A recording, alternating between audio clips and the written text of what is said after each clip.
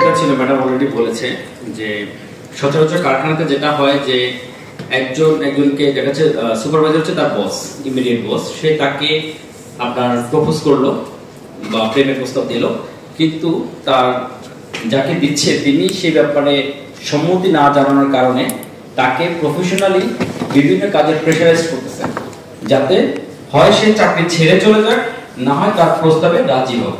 তো এই অভিযোগটা দেখা যাচ্ছে যে মেয়েটা চলে যাওয়ার পর আমরা জানতে পারি যে আমার এই একটা ওয়ার্কার ছিল যে চলে গিয়েছে, যে তার উপরে এই একটা আনিত অভিযোগ যে তাকে প্রেমের প্রস্তাব দিতে রাজি হয়নি।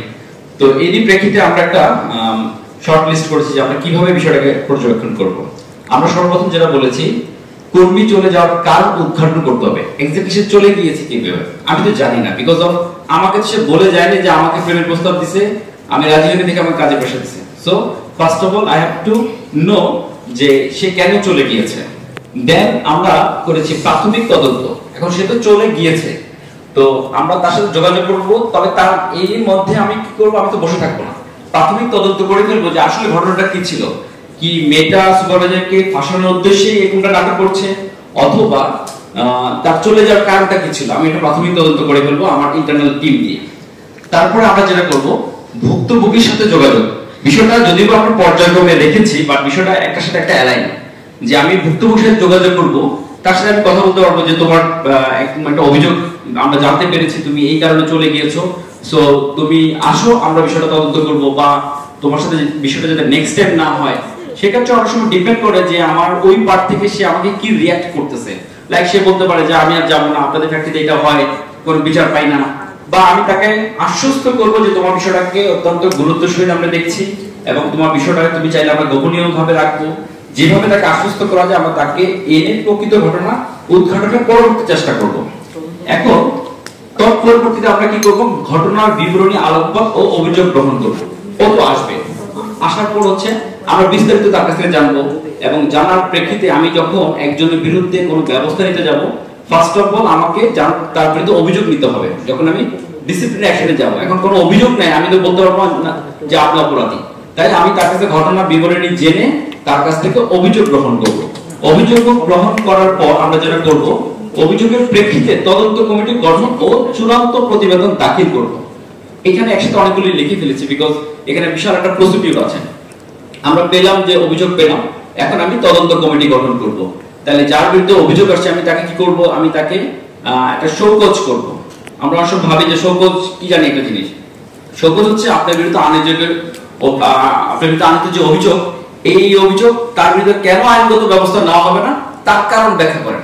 সে একটা কারণ ব্যাখ্যা করবে, তার প্রেক্ষিতে আমরা তদন্ত কমিটি করব। সাধারণত তদন্ত কমিটিটা যেভাবে হয়ে থাকে যে দুই পক্ষ থেকেই লোক থাকে, এবং যিনি যার বিরুদ্ধে অভিযোগ আসছে তার মনোনীত কেউ থাকবে।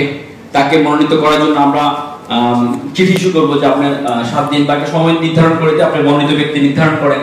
সে যদি নির্ধারণ না করে আমরা অংশগ্রহণকারী কমিটি বা শ্রমিক প্রতিনিধি কাউকে আমরা সেই কমিটিতে রেখে আমরা আমাদের প্রসিডিউর শুরু করব। শুরু করার পর আমরা তদন্ত কার্যক্রম শেষ করার পর যা হয়, প্রাপ্ত অভিযোগের প্রমাণ সাপেক্ষে শাস্তির ব্যবস্থা। এখন প্রাপ্ত অভিযোগের প্রমাণ কি, একটা প্রথমে অভিযোগ আসছে, আসার পর আমি কিন্তু তদন্তে নামছি।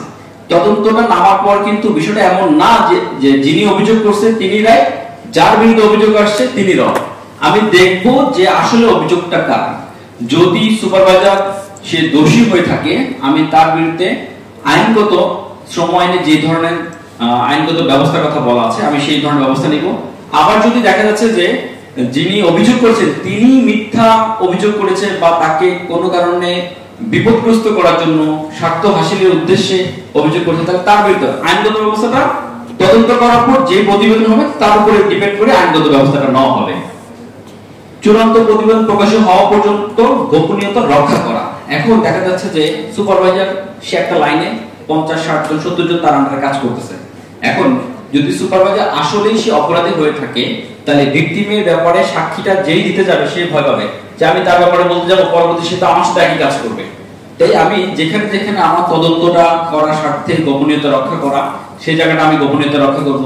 বিষয়টা যদি অতিমাত্রায় স্পর্শকাতর হয়ে থাকে সেই জায়গাটাকে আমি আমার এন্ড থেকে আমি গোপনীয়তা রক্ষা করব। কারণ সবকিছু আমরা চাইলে ফ্লাশে আনতে পারি না, অনেক কিছু বিষয় থাকে।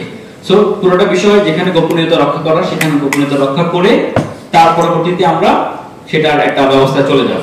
তবে আমরা পুরো প্রসেসটা যাই করব না কেন শ্রম আইনে যে ধারা উপধারা এবং শ্রম বিধিমালা মোতাবেক সম্পূর্ণ কার্যক্রমটা শেষ করব। ধন্যবাদ।